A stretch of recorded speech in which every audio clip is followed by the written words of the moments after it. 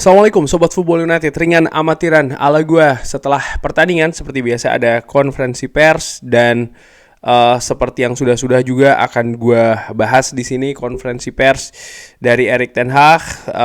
Manchester United kalah 0-1 menghadapi Arsenal di pertandingan yang menurut gue sudah gue bahas juga di review ya. Kalau ini semacam kayak seperti tidak diperkirakan, seperti tidak diprediksi, Manchester United mampu memberikan perlawanan terhadap Arsenal. Bahkan di banyak periode di pertandingan tersebut mampu menguasai jalannya pertandingan.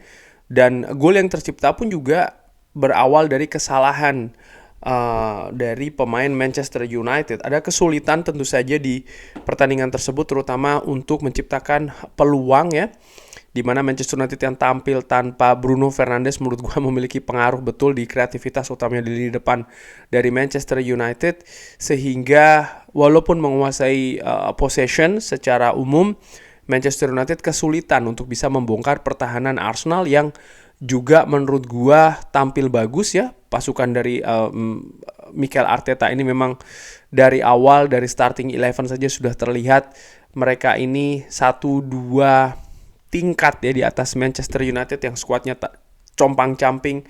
Ada beberapa pemain yang tampil bukan di posisi terbaiknya, tapi sebaliknya Arsenal justru tampil dengan kekuatan terbaiknya di atas lapangan starting 11, dan juga kedalaman dari bangku cadangan Arsenal pun juga menurut gue jauh lebih bagus. Secara kualitas di musim ini mereka juga lebih bagus, dan itu yang ditunjukkan tadi di atas lapangan pun juga dengan atmosfer ya. Mereka lebih positif. Arsenal tentu saja tadi di pertandingan tersebut tidak tampil bagus menurut gue secara ringan amatiran. Ada yang berkomentar Manchester United menghadapi Arsenal yang tidak bagus saja tidak bisa menang, tidak bisa berbuat banyak. Gue tidak sepakat karena memang seperti tadi gue katakan ya, Manchester United tuh tampil compang-camping skuadnya. Arsenal seharusnya bisa lebih menghukum Manchester United dengan skuad seperti ini, tapi di atas lapangan tidak demikian, dan di papan skor pun juga akhirnya bertahan dengan 0-1 ya. Dan berbicara di depan media, Erik ten Hag mengatakan kalau Manchester United ini sangat kompetitif walaupun menderita kekalahan 0-1 menghadapi Arsenal. Di samping ada banyak pemain yang cedera, dan tentu saja ini memberikan impact kepada line up yang diturunkan. Bruno Fernandes dan juga Marcus Rashford tidak fit untuk menjadi bagian dari skuad, dan Amad Diallo serta Johnny Evans ini diganti di babak kedua. Lalu Scott McTominay ini tampil penuh walaupun dia ini sebenarnya berjuang ya dengan rasa sakit yang dialaminya. Erik ten Hag mengatakan ada kesalahan tentu saja di pertandingan tersebut yang berujung gol bagi Arsenal, tapi di samping kesalahan tersebut ya, sisi dari Manchester United ini mengeksekusi instruksi dari Erik ten Hag dengan baik, dan dia juga melihat banyak sisi positif dari hal tersebut. Walaupun tentu saja mereka tidak bisa mencari jalan untuk bisa menembus lini pertahanan terbaik dari Liga Inggris, dalam hal ini adalah lini pertahanan dari Arsenal. Ya, dia mengatakan kepada MUTV, Sky Sports dan juga beberapa media lain setelah pertandingan, kita sangat kompetitif dan Anda lihat kita ini sebenarnya kehilangan 6 atau bahkan 7 potensi di starting 11, mungkin bahkan lebih. Tapi tetap kita bisa membawa performa dan kita bisa membawa ke sebuah level. Di hari Senin malam ketika menghadapi Crystal Palace, itu merupakan hari yang sangat buruk. Dan saya katakan kepada semua pemain, ini sangat buruk dan tidak bisa diterima. Tapi hari ini kita telah menunjukkan ya, kalau kita memiliki spirit yang bagus dan kita juga bisa membawa sebuah penampilan. Sebagian besar ya di tim ini selalu memiliki spirit yang bagus, dan mereka selalu mengeksekusi peraturan dan juga prinsip-prinsip dari pertandingan. Bagaimana kita menginginkan mereka untuk bermain, dan dan juga bagaimana mereka harus beradaptasi di posisi yang berbeda, Dan ini harus dilakukan karena kita sekarang memiliki banyak pemain yang cedera. Jadi ya, saya hanya bisa happy. Dan saya pikir ini merupakan pujian bagi tim ini dan juga mereka-mereka yang bermain. Mereka mengeksekusi semuanya ya yang mereka bisa. Dan mereka sangat kompetitif. Dan mereka juga berjuang. Dan Anda lihat sebenarnya mereka bisa saja mendapatkan sebuah hasil. Oke, langsung gue komentari kali ya. Ya memang dari sisi permainan Manchester United tampil mengejutkan sih menurut gue ya. Kalau membandingkan, dan Erik ten Hag tadi juga membandingkan bagaimana penampilan ketika menghadapi Crystal Palace. Ya sepakat gue bahwa menghadapi Crystal Palace pemain sering sekali serba salah. Pemain sering sekali terlalu pasif ya, tidak aktif bergerak. Pemain juga sering memberikan ruangan kosong bagi pemain Crystal Palace. Tapi di pertandingan menghadapi Arsenal, bahkan dari babak pertama, pemain Manchester United terutama ketika mereka tidak memegang possession, mereka melakukan pressing yang sangat aktif. Determinasi mereka sangat tinggi. Dan ini membuat Arsenal kesulitan untuk mengembangkan permainannya. Jangan lupa, Arsenal ini sedang dalam perburuan gelar juara bersama dengan Manchester City. Dengan kata lain, Arsenal termasuk salah satu di antara dua tim terbaik saat ini di Liga Inggris. Dan mereka pun tampil juga dengan skuad yang cenderung lebih komplit ya. Namun menghadapi Manchester United yang compang-camping, situasi tidak jelas, tidak ada konsistensi, mereka kesulitan untuk bisa lepas dari tekanan Manchester United. Dan apa yang terjadi ketika pemain Manchester United memegang bola ya, mereka juga aktif bergerak, pemain meminta bola, pemain melakukan pergerakan, sentuhan 1-2 ini juga dilakukan. Tapi juga harus diakui menurut gue secara amatiran bagaimana lini pertahanan dari Arsenal ini lebih rapi. Kenapa kok bisa lebih rapi? Lihat saja susunan pemain belakangnya. Paling tidak 2 center back. Mereka ini Saliba dan juga Gabriel ya, sangat sering hampir selalu bermain secara bersama. Jadi kesepahaman, chemistry, komunikasi ya kan, ini sudah terbangun dengan sangat solid sehingga ya kerjasamanya juga sangat bagus sekali. Termasuk juga dengan lini pertahanan dan tentu saja dengan lini tengah dari Arsenal. Dibedakan dengan sebuah kesalahan. Ya, ini merupakan momentum yang buruk dari sisi kita dan itu seharusnya tidak terjadi. Tapi inilah sepak bola level tertinggi. Ini sangat detail. Dan di detail ketika salah ya kita harus menerima hukumannya. Tapi tentu saja ini sangat susah di momentum tersebut. Ya gue melihat memang ada kesalahan di sana. Bagaimana Johnny Evans yang tidak memberikan pengawalan yang sangat ketat ya kan kepada Kai Havertz. Lalu juga bagaimana Casemiro yang nampak serba salah. Aaron Wan-Bissaka juga telat menutup Trossard. Kesemuanya ini memang sekali lagi kesalahan di lini bertahan Manchester United dan sebenarnya tadi di sepanjang pertandingan tidak begitu sering terjadi. Tapi inilah Arsenal juga dengan kualitas yang jauh lebih baik. Mereka bisa menghukum di momentum-momentum tersebut. Ketika ada tim lawan melakukan kesalahan yang mungkin kecil dan juga sempit, tapi mereka mampu memaksimalkannya. Efisiensi ini juga menjadi pembeda besar di pertandingan tadi. Dan Arsenal nampak memang lebih unggul di sisi situ. Ini menurut gue ini termasuk juga di karakter dan juga kualitas ya, di mana Manchester United menguasai possession ya kan, tapi mereka kesulitan untuk bisa menembus lini pertahanan Arsenal yang nyaris tadi juga tanpa kesalahan yang dilakukan. Kita tidak menciptakan atau kita tidak berkreasi secara cukup. Kita melihat rekornya Arsenal ini rekor bertahannya sangat bagus dan Anda harus menjadi atau harus bisa sangat bagus ya dengan bola untuk bisa menghantam mereka. Dan ini mungkin di mana saya ingin menjadi kritikal. Itu sebuah faktor. Kita seharusnya bisa lebih baik lagi.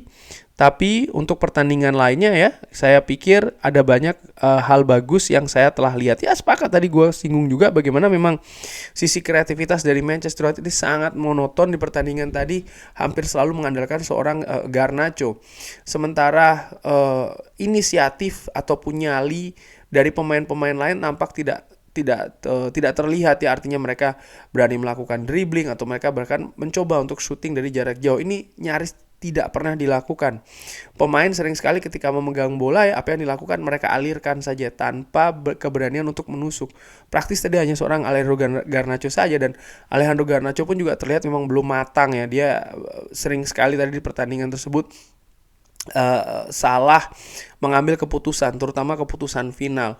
Apakah dia jelek? Enggak, gue tidak sepakat kalau melihat dia jelek ya, karena dia di beberapa kesempatan tadi juga mampu mengusahakan untuk bisa lepas dari pengawalan pemain belakang Arsenal utamanya, dan itu berangkali dia lakukan, dia bisa lepas, tapi hanya saja keputusan akhirnya. Nah, ini yang harus diperbaiki, dan menurut gue ya inilah dari pemain muda ya, butuh pengalaman dan juga pembelajaran lagi supaya ya skillnya dia bisa lebih meningkat.